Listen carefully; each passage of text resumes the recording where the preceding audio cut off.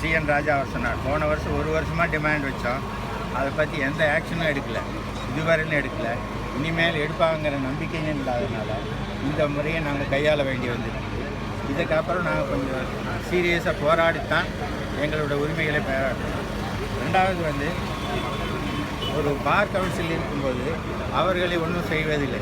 Bar council lawyer ஏதாவது தவறு பண்ணாலும் ஒன்றும் செய்வதில்லை. ஆனால் மெடிக்கல் கவுன்சிலில் கலைக்கிறேங்கிறாங்க, ஒட்டுமொத்தமாக கலைக்கிறாங்கிறாங்க.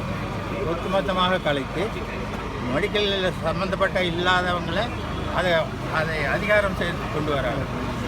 மெடிக்கல் ப்ரொஃபஷனில் அதிகாரத்துக்கு கொண்டு வராங்க.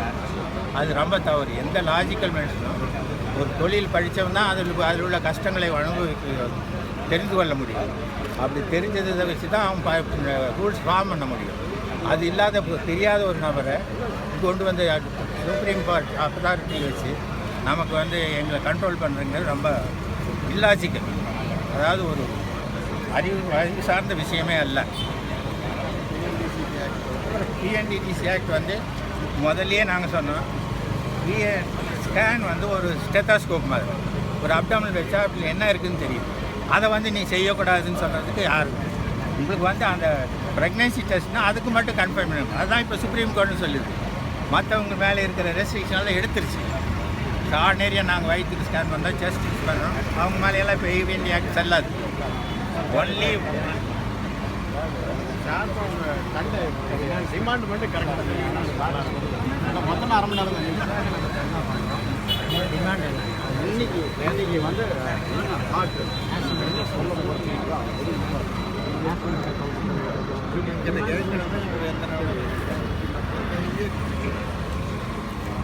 இன்றைக்கு மருத்துவர்களாக நாங்கள் செய்கின்ற ஆர்ப்பாட்டமானது மத்திய அரசாங்கம் கொண்டு வர இருக்கின்ற நேஷனல் மெடிக்கல் கமிஷன் பில் என்கிற வரைவு திட்டத்தை எதிர்த்து, அதாவது தேசிய மருத்துவ ஆணையத்தை எதிர்த்து நாங்கள் இன்று தர்ணா செய்கிறோம். ஏன் எதிர்க்கிறோம் என்று சொன்னால், இந்த தேசிய மருத்துவ ஆணைய குழு என்பது முழுக்க டாக்டர்கள் இல்லாத மற்றவர்களை கொண்டு ஏற்பாடு செய்யவிருக்கின்ற ஒரு குழு.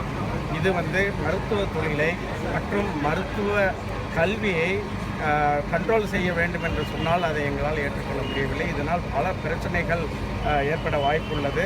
நாங்கள் என்ன கேட்டுக்கொள்கிறோம் என்று சொன்னால், இருக்கின்ற இந்திய மருத்துவ கவுன்சில், அதில் நாங்கள் தேர்ந்தெடுத்த மருத்துவர்கள் இருக்கின்றார்கள், நியமனம் செய்யப்பட்ட மருத்துவர்கள் இருக்கின்றார்கள்.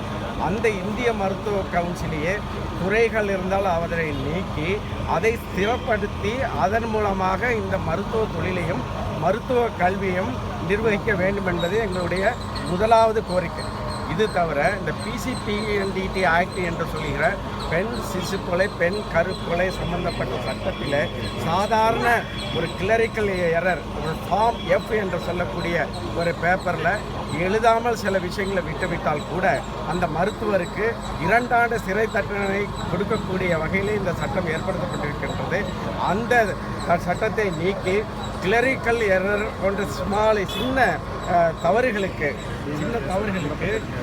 சாதாரண அபராதம் போன்ற தண்டனைகளை வழங்குமாறு சட்ட திருத்தம் செய்ய வேண்டும் என்பதாக நாங்கள் கேட்டுக்கொள்கிறோம். அடுத்ததாக இந்த மருத்துவ பாதுகாப்பு சட்டம் தேசிய அளவில், இன்றைக்கு தமிழ்நாடு அளவில் இருக்கிறது. தேசிய அளவில் மருத்துவர்கள் மற்றும் மருத்துவமனைகள் பாதுகாப்பு சட்டம் கொண்டு வர வேண்டும் என்று நாங்கள் கேட்டுக்கொள்கிறோம். அதுபோல் இந்த கன்சூமர் ப்ரொடெக்ஷன் ஆக்டில் இப்போ சமீபத்தில் பார்த்திங்கன்னா பல கோடி கணக்கில் நோயாளிகள் சிகிச்சையின் போது இறக்க நேரிட்டால், சிகிச்சையின் போது ஏதாவது ஒரு சிகிச்சையின் காரணமாகவோ இல்லை சில தவறுகள் காரணமாக இறக்க நேரிட்டால் கோடிக்கணக்கில் அந்த டாக்டர் அந்த நோயாளியின் குடும்பத்திற்கு பணம் கொடுக்க வேண்டும் என்பதற்காக கொண்டு வரப்பட்டிருக்கு. இதை நாங்கள் எதிர்க்கிறோம். இதற்கு ஒரு கட்டுப்பாடு வைக்க வேண்டும். ஒரு 40 லட்சம் இல்லை பல்வேறு இன்றைக்கு ஃபார்முலாக்கள்லாம் நாங்கள் சொல்லியிருக்கிறோம் கவர்மெண்ட்டுக்கு. அதன்படி அந்த இதில் ஒரு கட்டுப்பாடு வைத்து அந்த அளவுக்கு மேலே அந்த தொகை மீளாமல் பாதுகாக்க வேண்டும் என்பதாக நாங்கள் கேட்டுக்கொள்கிறோம். இது தவிர இன்றைக்கி என்ன பண்ணுறீங்க? எங்கெல்லாம் நடந்தது? இன்றைக்கு இந்தியா முழுக்க 500 இடங்களில் இந்த மாதிரி டாக்டர்கள் ஒன்று கூடி இந்த தர்ணா போராட்டத்தை ஏற்படுத்தி கொண்டிருக்கிறார்கள். இந்த 6 கோரிக்கைகளுக்கும் மத்திய அரசு செவிசாய்க்காவிட்டால் எங்களது அடுத்த கட்ட நடவடிக்கையான முழு நேர மருத்துவமனைகள் அடைப்பு போன்ற பல வகையான போராட்டங்களை நாங்கள் நடத்த வேண்டியிருக்கும். எல்லா கோரிக்கைகளும் கண்டிப்பாக மத்திய அரசாங்கம் தீர்வு காண வேண்டும் என்று நாங்கள் வலியுறுத்தி கேட்டுக்கொள்கிறோம். சார் உங்கள் பேர் பொறுத்து சொல்லுங்கள். டாக்டர் அபுல் ஹசன், தேசிய செயலாளர், இந்திய மருத்துவ சங்க இளைஞரணி.